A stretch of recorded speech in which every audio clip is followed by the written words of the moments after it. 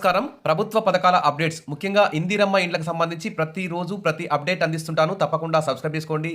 Videos అయితే like చేస్తూ ఉండండి. ఇక వివరాల్లోకి వెళ్తే ఈ వీడియోలో అయితే ఇందిరమ్మ ఇండ్లకు సంబంధించిన కొన్ని బ్రేకింగ్ విషయాలు, అదేవిధంగా మరి కంప్యూటర్ యాప్ ఆధారంగా ఎలా ఇందిరమ్మ ఇళ్లను పారదర్శకంగా పక్షపాతం లేకుండా సెలెక్ట్ చేస్తారు, మరి అనేక సమస్యలపై ఈ వీడియోలో డిస్కస్ చేద్దాం. పూర్తిగా వినండి, లైక్ చేయండి, సబ్స్క్రైబ్ చేసుకోండి.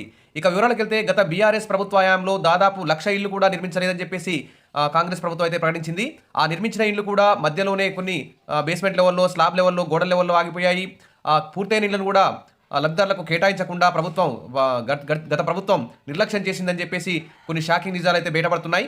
అదేవిధంగా ఇప్పుడు చూస్తే మా సొంత జాగా లేని వారికి ఇండ్లు ఎప్పుడు ఇస్తారు సొంత అని వాళ్ళు కూడా ప్రభుత్వం మీద ఒత్తిడి తీసుకొస్తున్నారు. మాకు రేషన్ కార్డు లేదు, ఇల్లు వస్తుందా రాదా అనేటువంటి టెన్షన్లో ఉన్నారు. ఈ విధంగా ఒక్కొక్క ఇంటికి వెళ్ళినప్పుడు ఒక్కొక్క సమస్యతో మరి ఇందిరమ్మ ఇండ్ల సర్వేకి పోయిన అధికారులకైతే చుక్కలు కనిపిస్తున్నాయని చెప్పేసి ఇక్కడ ప్రచారంలో వినిపిస్తున్నాయి. ఇక్కడ చూస్తే పక్కా ఇండ్లు ఉన్న ఇందిరమ్మ ఇండ్లకు అప్లికేషన్ దాదాపు ఇప్పటి వరకు వెరిఫై చేసింది 31 లక్షల దరఖాస్తులు. మొత్తం దరఖాస్తులేమో 80 లక్షలు ఉన్నాయి. మరి ఇంటింటి సర్వే చేస్తున్న సిబ్బందికి ఇబ్బందిగా మారిందని చెప్పేసి అధికారులు అయితే పేర్కొంటున్నారు. సంక్రాంతి పండుగ కల్లా సర్వే పూర్తి అయ్యేది కష్టమే. ఇక సంక్రాంతికి గ్రామాల వారిగా, పట్టణాల వారిగా ఇందిరమ్మ ఇండ్ల ఫైనల్ లిస్ట్ తయారు చేస్తామనుకున్న ప్రభుత్వానికి మళ్ళీ చుక్కెదురయ్యే అవకాశం అయితే కనిపిస్తుంది. ఇక సంక్రాంతి వరకు కూడా ఈ ఇందిరమ్మ ఇండ్ల ఇంటింటి సర్వే అయితే కొనసాగే అవకాశం ఉంది. ఇక్కడ కొన్ని వివరాలు చూద్దాం. ఇందిరమ్మ ఇండ్ల పథకానికి అర్హుల ఎంపిక ప్రభుత్వ సిబ్బందికి తలనొప్పిగా మారింది. ఖాళీ ప్లాట్లు, గుడిసెలు, పెంకుటిల్లు, శిథిలావస్థలో ఉన్నటువంటి వాళ్లే కాకుండా కాంక్రీట్ బిల్డింగులతో పక్కా ఇండ్లు ఉన్నోళ్ళు కూడా మరి ఇందిరమ్మ ఇండ్ల కోసం ప్రజాపాలనలో అప్పుడు అప్లై అయితే చేసుకున్నారు. పక్కా ఇండ్లు ఉన్నప్పటికీ ఎందుకు అప్లై చేసుకున్నారని సర్వేకి వచ్చిన వారు అడిగితే మరి గవర్నమెంట్ డబ్బులు ఇస్తే కూల్చి కొత్తది కట్టుకుంటామని చెప్తున్నారు. మరి వద్దంటే ఎక్కడ గొడవ చేస్తారోనని అలాంటి ఇండ్ల వివరాలను కూడా ఆన్లైన్లో నమోదు చేస్తున్నామని, అందుకే సర్వే లేట్ అవుతుందని సిబ్బంది అయితే చెప్తున్నారు.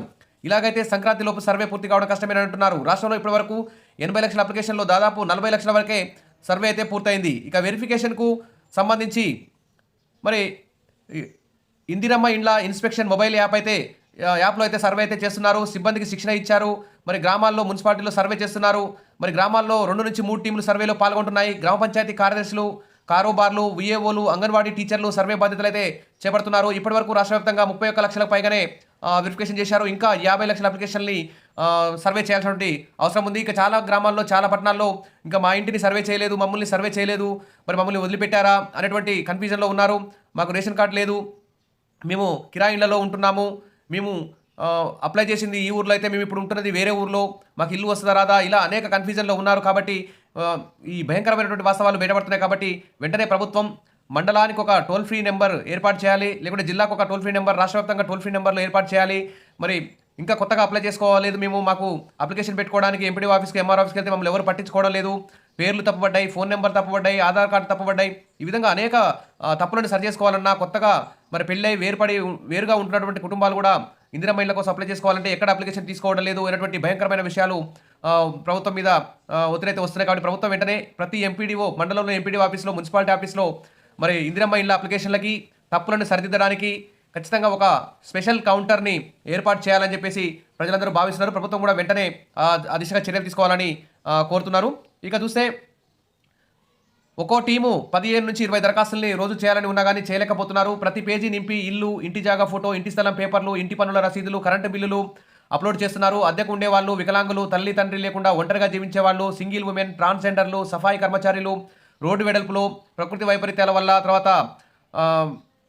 తెలంగాణ ఉద్యమంలో ఇల్లు కోల్పోయిన, ఈ విధంగా వీళ్ళందరి వివరాలను ప్రత్యేకంగా పేర్కొంటున్నారు. మరి ఇందిరమ్మ ఇండ్ల ఇన్స్పెక్షన్ మొబైల్ యాప్లో అప్పుడప్పుడు మరి సర్వర్ సరిగా పనిచేయడం, ఇంటర్నెట్ సరిగా లేకపోవడం వల్ల ప్రతి ఇంటింటికి వెళ్ళి మొబైల్ యాప్ ద్వారా పకడ్బందీగా సర్వే చేయాలంటే ఇబ్బందులు ఏర్పడుతున్నాయి.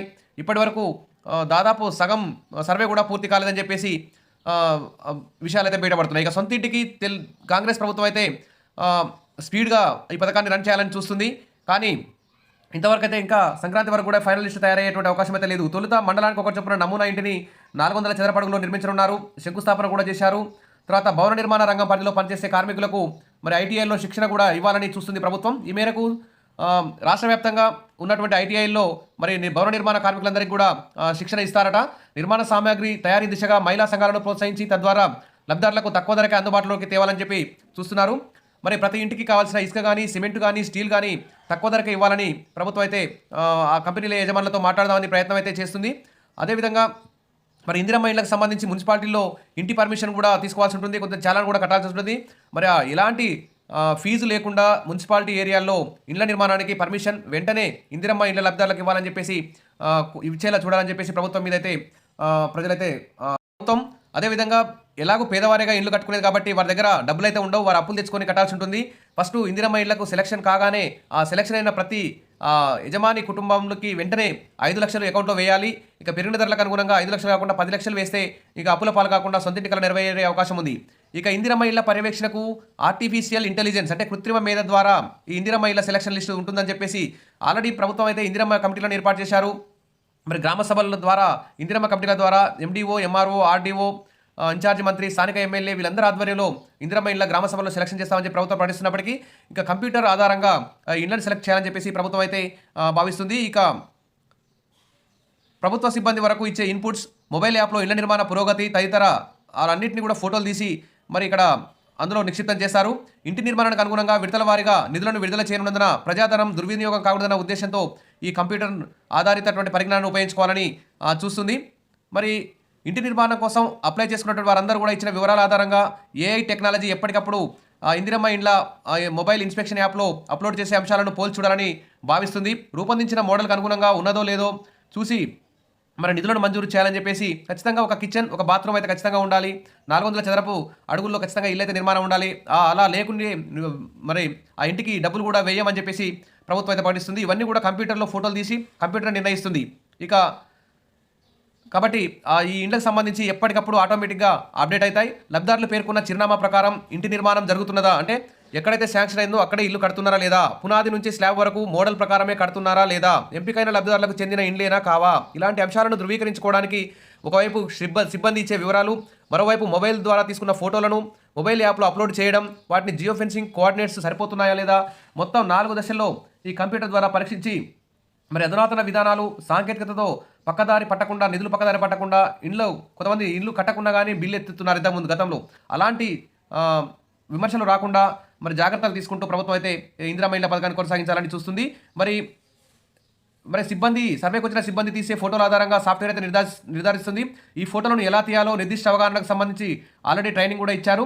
ప్రభుత్వ లక్ష్యం ప్రకారం ఇళ్ల నిర్మాణం పారదర్శకంగా జరగడం, లబ్ధిదారులకు న్యాయం జరగడం, ప్రజాధనాన్ని దుర్వినియోగం కాకుండా చూడడం, ప్రభుత్వ పక్కదారి పట్టకుండా చెక్ పెట్టడం, టార్గెట్ ప్రకారం వేగంగా నిర్మాణ ప్రక్రియను పూర్తి చేయడం, ఇలా అనేక ప్రయోజనాలను ఉద్దేశించి మరి గృహ నిర్మాణ శాఖ అయితే కంప్యూటర్ ఆధారంగా ఈ ఆర్టిఫిషియల్ ఇంటెలిజెన్స్ టెక్నాలజీతో ఇందిరమ్మ ఇళ్ల పథకాన్ని అయితే ముందుకు తీసుకుపోతుంది. దీంతో ఏ గ్రామంలో ఎన్ని ఇళ్లు మంజూరయ్యాయి, మరి ఎంతమందికి లబ్ధిదారులు ఉన్నారు, ప్రస్తుత నిర్మాణం ఏ దశలో ఉంది, వీటికి అనుగుణంగా మరి హౌసింగ్ శాఖ అయితే నిధులు విడుదల చేయాలో వద్దు అనేటువంటి నిర్ణయం అయితే తీసుకుంటుంది. మరి గృహ నిర్మాణానికి బదులుగా ఇతర అవసరాలకు ప్రభుత్వ రాయితీని వినియోగించే తప్పుడు విధానాలకు కూడా చెక్కు పెట్టడానికి ఈ వెసులుబాటు అయితే కల్పిస్తుంది కంప్యూటర్ ఆధారంగా. మరి అధికారులు సంక్రాంతి నాటికి ఇందిరమ్మ ఇల్లు ఇస్తామని ప్రభుత్వం చెప్తున్నా కానీ ఇంకా సంక్రాంతి తర్వాతే ఫైనలిస్ట్ తయారయ్యే అవకాశం ఉంది. ఇక ఇందిరమ్మ ఇళ్లకు సర్వేకి సంబంధించి సర్వర్ కష్టాలు వస్తున్నాయి. వర్షాల కారణంగా నెట్ సరిగా రాకపోవడం, మారుమూల ప్రాంతాల్లో నెట్ సరిగా రాకపోవడం తదితర కారణాల వల్ల మరి ఇందిరమ్మ ఇళ్ల సర్వే కొంచెం ఆలస్యం అవుతుంది. ప్రభుత్వం అయితే చాలా స్పీడ్గా ఉంది. సర్పంచ్ ఎలక్షన్ ముందే ఇందిరమ్మ ఇల్లు లిస్టు పెట్టాలనుకున్నా కానీ కొంచెం ఆలస్యం అయ్యే అవకాశం ఉంది. సరే, ఇన్ని రోజులు వెయిట్ చేశాం కానీ ప్రభుత్వం అయితే మరి ఇందిరమ్మ ఇళ్ళకి ఇచ్చే 5 లక్షలు కాకుండా 10 లక్షలు ఇవ్వాలి. ఇప్పుడు నియోజకవర్గానికి 3,500 ఇల్లు కాకుండా 7,500 మంజూరు చేయాలి. తర్వాత పారదర్శకంగా మరి ఈ సెలక్షన్ లిస్టు కూడా పెట్టారని చెప్పేసి అందరూ వెయిట్ చేస్తున్నారు. సరే, ఇండ్లు అప్లికేషన్లన్నింటినీ వడపోసి అర్హులైనటువంటి నిరుపేదలకే ఇల్లు ఇవ్వాలని ఆశావాళ్ళందరూ కూడా కోరుకుంటున్నారు. విషయాల బేస్ మరిన్ని అప్డేట్స్ కోసం ప్రతిరోజు వస్తుంటాయి. మన ఛానల్ని సబ్స్క్రైబ్ చేసుకోండి, వీడియోస్ అయితే లైక్ చేస్తూ ఉండండి. Thank you.